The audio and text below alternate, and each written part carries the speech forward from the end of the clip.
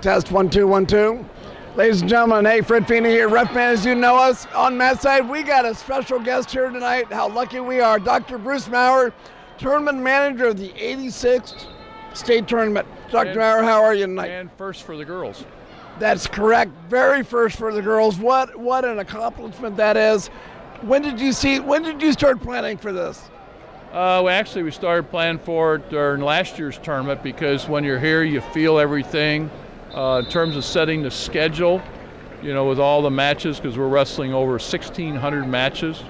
We have 996 athletes here, and so we started last year, and actually we worked out most of the tournament format because the key thing what we want to do is we have wrestlers. We have wrestlers in 4 divisions, D1, D2, D3 boys and girls. So we want to try to do is that every wrestler, regardless of sex, was going to get the exact same experience, and I think we've accomplished that, you know, with everything we intended to do. Did the timing of the difference between the girls' matches and the boys' matches, did that interfere with anything? The only thing it did was we planned for it initially because we had some data from the last coaches state girls tournament, where interesting enough, over 75 to 80% of the matches in the first round were pins. That number then dropped down to about 60–65% even in the quarterfinals. So we adjusted for that information and took care of it. What we just didn't know was last night during the session 3 semifinals was how fast the girls would wrestle then. And as a result, those matches finished quite a bit earlier than the boys.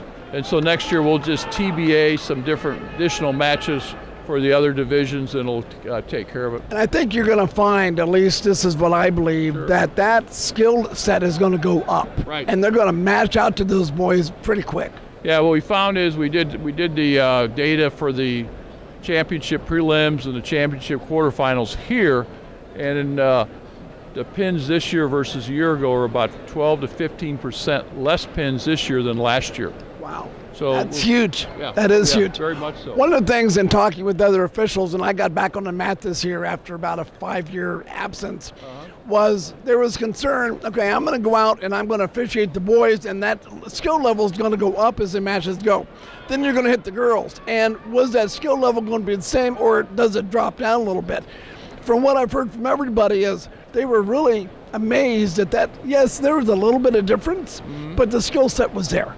Very much so. We saw the same thing. We've seen outstanding wrestling at all levels and all divisions, and I give a tremendous credit to our coaches, some of the best in the nation here in our high school setting, for the great job, their dedication, their enthusiasm to you know, work with these young female athletes and to bring them along as fast as they have in the last couple of years. What a great thing for a girl that wants to go to college. If they wrestle, they can go to school and have a scholarship probably anywhere in this country. Right. Yeah, you probably know a lot more about that than I do. It's unbelievable the opportunities that affords, you know, these young ladies. Sure. So, what else is there? I noticed today we're missing the race platforms. Right. Can you talk about that? Just that it was the decision made by the Ohio High School Athletic Association. Was it a view thing, or was it just too much? Probably more cost than anything. Oh, I got you.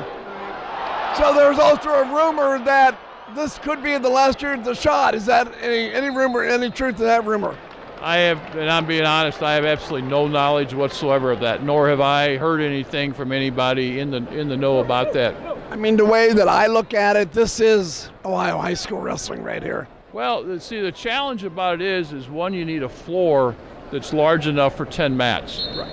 Secondly, you can't do this tournament without we have a 2-court basketball gym, college-sized courts, because we'll just have hundreds and hundreds of people in there all the time getting ready to wrestle and warming up.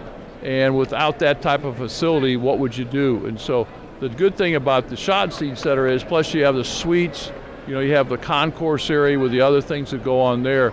So it ends up being a very ideal facility for this type of, you know, especially as the size we have, because with 996 wrestlers, and wrestling over 1,600 matches, and we'll probably go 69,000 people for the 5 attended sessions this year. Fantastic. So, got to talk about Rudis. So, tell me, how did that happen?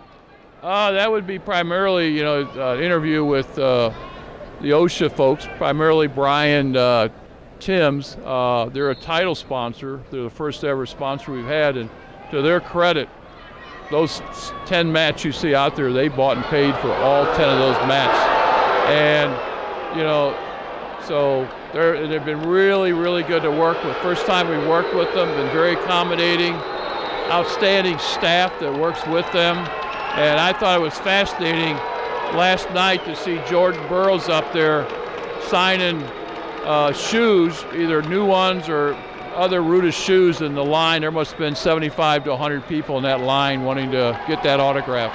And if the audience doesn't realize that Rudis is centralized in Marysville, Ohio, right up the road. Yes, very much so. They're homegrown, and the three primary partners are all wrestled here at the state tournament, are all multiple state champions here in Ohio, and this tournament means a lot to them because of what it did for them when they were coming through as interscholastic athletes, in their local high schools. It seems like the perfect partnership.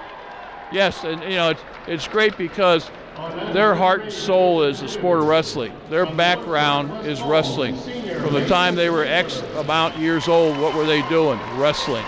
And then they got the opportunity to experience some of them here at the Schott or one of the other tournaments, so they know the feel that these current athletes are going through and what it means to them and their families and coaches. Exactly. Dr. Maurer, this is your 46th year. How many, you got another 46 years in you? Only if you help me, Fred. Hey, thank you for your time. Great job. Unbelievable. Appreciate it.